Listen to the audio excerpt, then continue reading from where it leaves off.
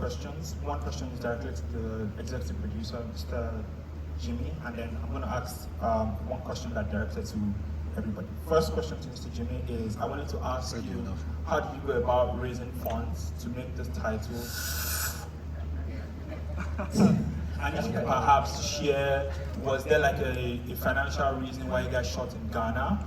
And of course, how do you tie that to Tiwa Savage, who is like a global talent? Did you, of course, bring her into those rooms where, oh, she's on board and we're raising film? And how did you guys go about in terms of distribution? Wow. That's one question. Second question is to everybody. I wanted to ask you, does this film preach, what does this film preach in terms of the Jabba wave and the commentary that the film cuts across? Is this sort of like hope, despair, or like what do you think audiences would really take away from this film? Thank you. Wow. I'm glad you asked me that question. Yeah. No, well, really good question, because it's important, right? We need to talk about funding. We don't talk about it enough. We're thankful. Major and I started a company, JM Films, over 10 years ago. We're actually celebrating our 10th anniversary this year, and we've been successful in a certain aspect of music videos, commercials, and just general content. So yes, we maybe built a bit of a reserves, but we didn't have enough, right, initially. And Tiwa, who's also an incredible businesswoman as well, has a lot of aspirations and had a lot of plans as well. So when this project came about, and we kept developing the idea, it was one of those, guilty pleasures, because you're talking about it and you're going deeper in the story, you're getting excited, but you know that it's going to really, to get it done, whatever's worth doing, something my mom always said, whatever's worth doing well. There's no point of, trying to do things halfway and cutting corners. So for us, it was, okay, first of all, let's stay true to the art, because everyone here realistically is actually an artist first, and believes in the creative first. So we went into the creative first. Right? And it was probably a risk we took, because at the end of the day, that could have also been a killer. But we wanted to create first, and we did that fully, thoroughly, thanks to also, a couple of other creatives, like Comfort Emmanuel, who's also a screenwriter in this. And we finished that process. Each time I had a conversation with Tio and Vanessa, it was always a longer conversation than the last. But it was always cut abrupt at some point, and then we picked it up again. But eventually we realized, look, this is an opportunity to create something that is almost a legacy to us, right? It's firstly our own gift as the first debut film from ourselves on Bound Studios and Everything Savage. So it's almost creating the world we want to see. It's been a global release. We always wanted it to be a global local. And what that simply means is that why should we say just because we're shooting in Nigeria or shooting in Ghana, it shouldn't be premiered in New York. The world is absorbing our music, our fashion, our lifestyle, our characters, everything.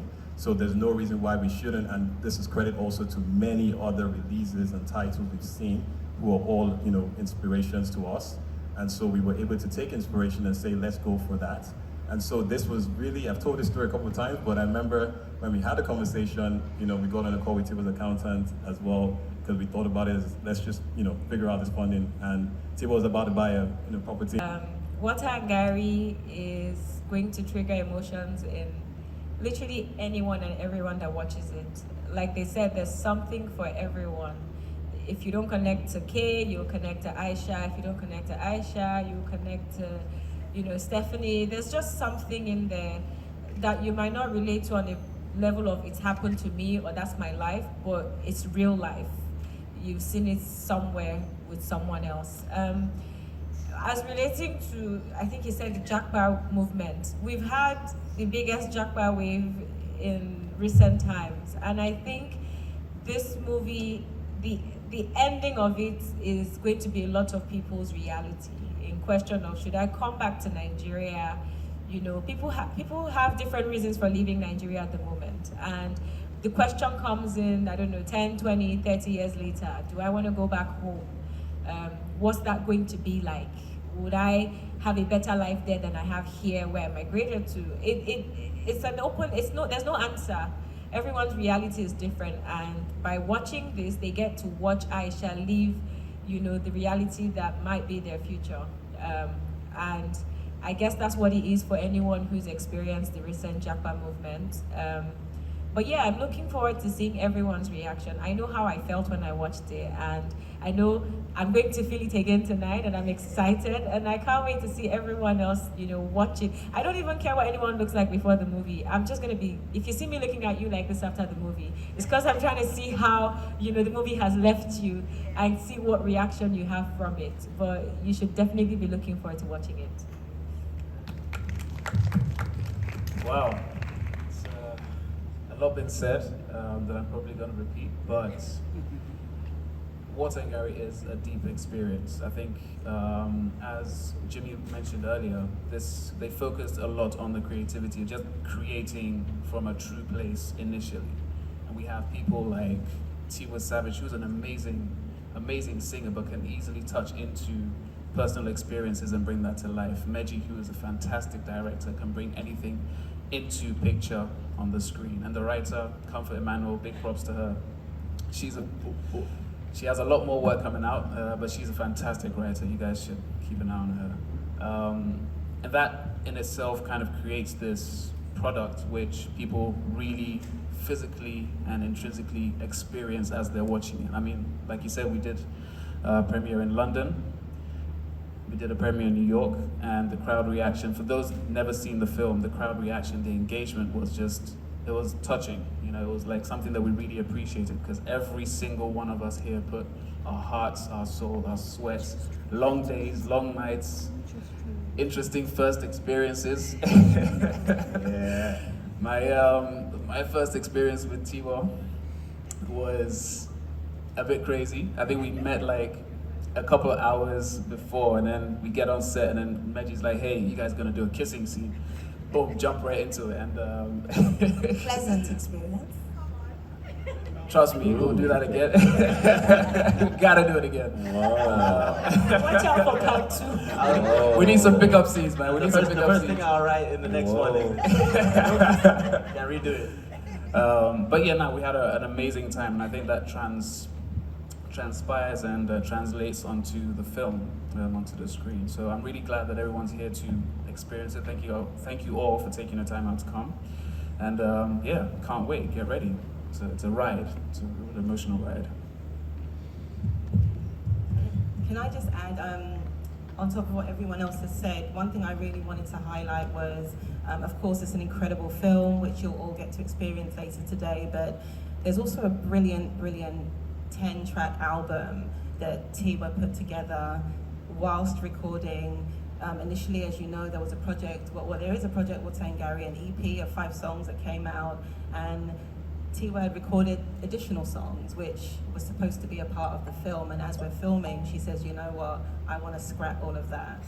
So, natural panic, because there's no time, we have to, we're ready to wrap, and Tiwa then, in her true, entrepreneurial, energetic self, says, I'm going to completely new music.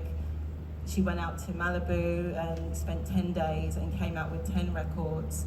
Her work ethic, I have to highlight, because she'll never say this, but her work ethic is, I've never experienced working with anyone that works as hard as her.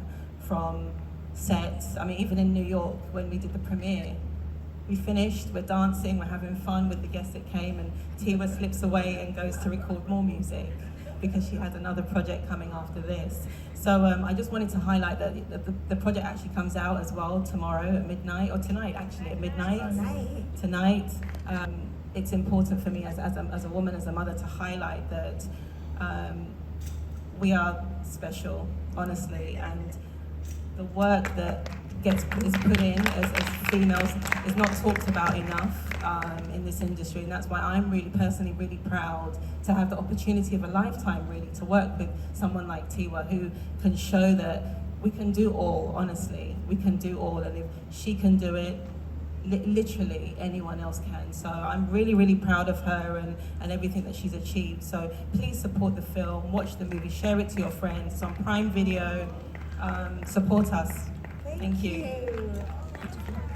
Beautiful. Thank you. One question, please. We only have time for one question. Okay, I want to ask Vanessa who her favorite character is. I like that. My On the favorite spot. character. It's cliche, but there's so many. But I'm gonna go with Andrew. I'm gonna go with Andrew. His parents was pretty hard. He's a likable guy. That's K for me. That's K. That's my least favorite. Thank you. Wow. Everything is Savage. Any other project coming up very soon? When should we expect the next thing? We're already working on another script, and this one's, this one's going to be very, very special. So I can't give too much away, but definitely we're getting into this space a lot more. Thank you, everyone. That's all the questions we have time for. Thank you so much for your time, everyone. Thank you for your patience. Thank you all. Thank you. Appreciate it.